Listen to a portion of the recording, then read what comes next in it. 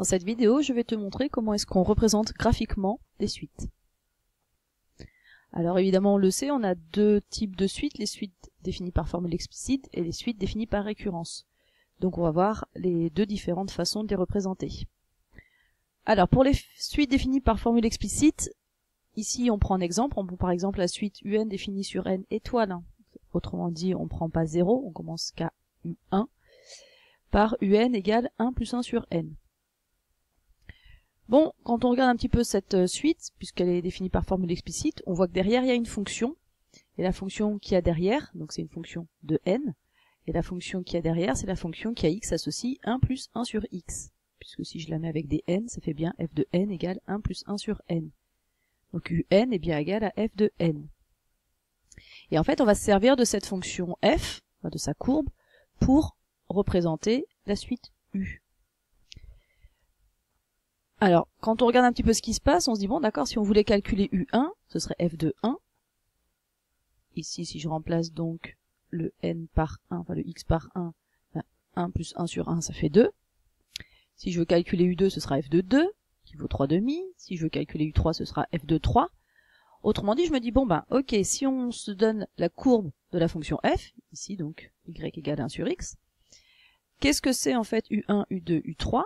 Bah, c'est en fait les images de 1, 2, 3, 4, 5, 6, 7, de tous les entiers naturels par la fonction f.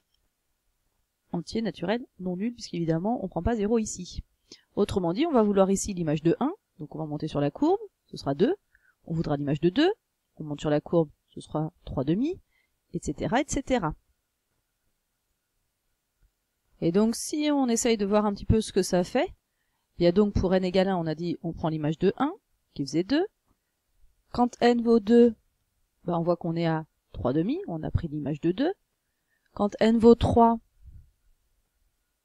on a donc 4 tiers, etc., etc. Et on voit qu'à chaque fois, on prend en fait l'image de chaque entier. Donc, d'où l'avantage de prendre la courbe, c'est-à-dire que là, maintenant, il n'y a plus qu'à placer tous les points donc d'abscisse 4, 5, 6, 7. Et qu'est-ce que c'est que donc les U1, U2, U3 ? C'est leurs ordonnées.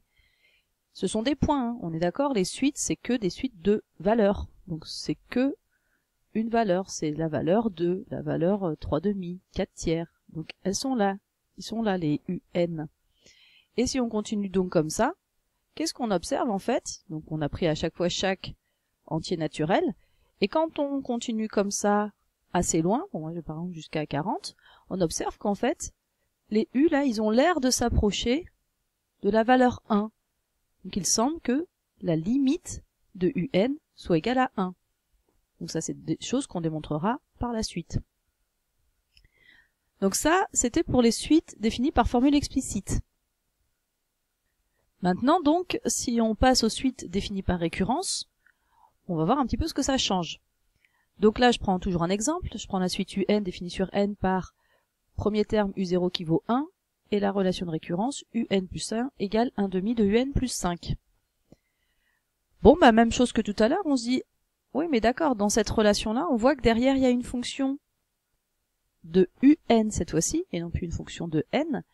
On voit qu'en fait, UN plus 1 c'est f de UN avec la fonction f qui a x associe 1/2 de x plus 5. On est d'accord, si je remplace le x ici par un, ça me fera bien 1/2 de un plus 5. Donc c'est bien ce que j'ai de ce côté-là. Et c'est là qu'on se dit, bon bah d'accord, alors maintenant comment est-ce que ça fonctionne sur ce style de suite-là ? Si maintenant donc je veux calculer u1, parce que j'ai déjà u0.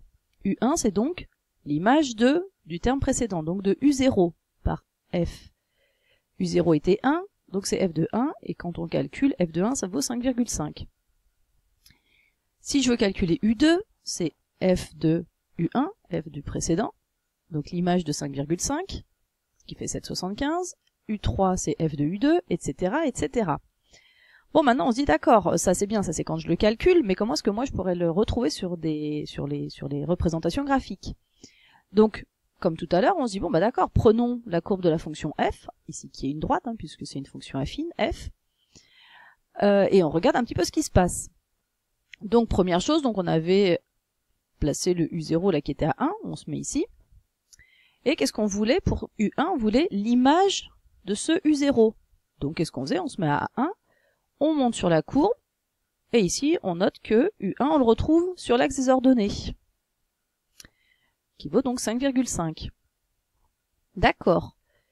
C'est quoi le problème? Le problème c'est après, c'est-à-dire qu'on voit que pour faire U2, il faut faire l'image de U1.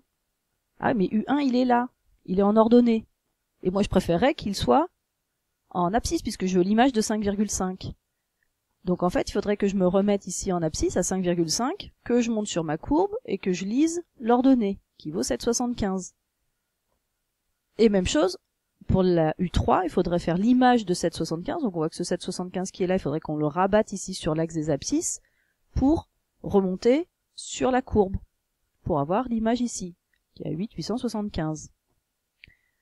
Bon, donc on va voir avec une petite animation ce qui se passe, enfin, comment est-ce qu'on va faire ça. Alors donc, pour en fait rabattre les x sur les y, on trace cette droite là, y égale x.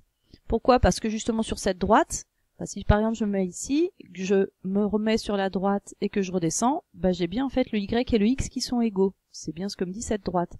Quand je me mets à 3, je suis à 3. À 4, je suis à 4. Autrement dit, quand je voudrais rabattre une ordonnée sur l'axe des abscisses, eh bien, je prendrais justement cette droite et je rabattrais pour arriver à remettre mon ordonnée sur mes abscisses. Puisqu'on a vu que c'est ça qui nous intéressait pour calculer, enfin pour représenter les termes consécutifs d'une suite ici définie par récurrence. On a donc tracé la droite représentant la fonction f, donc y égale 1/2 de x plus 5. Et donc si on continue un petit peu à voir ce qui se passe, on a dit qu'on avait U0 qui valait 1, et donc qu'on voulait son image pour avoir U1, puisque U1 c'était l'image de U0 par la fonction f, donc on a le 5,5. Le problème, on a dit, c'est qu'il faut le rabattre, ce 5,5, et le remettre ici. Donc c'est là qu'on sert de la droite y égale x pour rabattre le U1 sur l'axe des abscisses. Une fois qu'on l'a rabattu, et maintenant il faut faire l'image de U1 par f, donc il faut revenir sur la fonction f. On rabat sur l'axe des ordonnées. Mais pour avoir U3, il faut redescendre ce U2 sur l'axe des abscisses. Donc on le remet sur la droite y égale x pour le rabattre sur l'axe des abscisses, etc., etc. Et donc ça fait ici une construction, un genre d'escalier. Et quand on observe un petit peu ce qui se passe, on voit cette fois-ci que les U, alors déjà ont l'air de monter, alors on les voit aussi bien sur l'axe des abscisses que sur l'axe des ordonnées. Et en fait on observe que plus ça avance, plus ils ont l'air de se rapprocher de ce point-là, autrement dit en abscisse là, les U ont l'air de tendre vers la valeur 10. On dira que la limite de la suite UN semble être 10. Et après, ça, il faudra le démontrer. Donc voilà ce que tu as à savoir sur les suites, enfin sur les représentations graphiques de suites, aussi bien suite définie par formule explicite que par récurrence.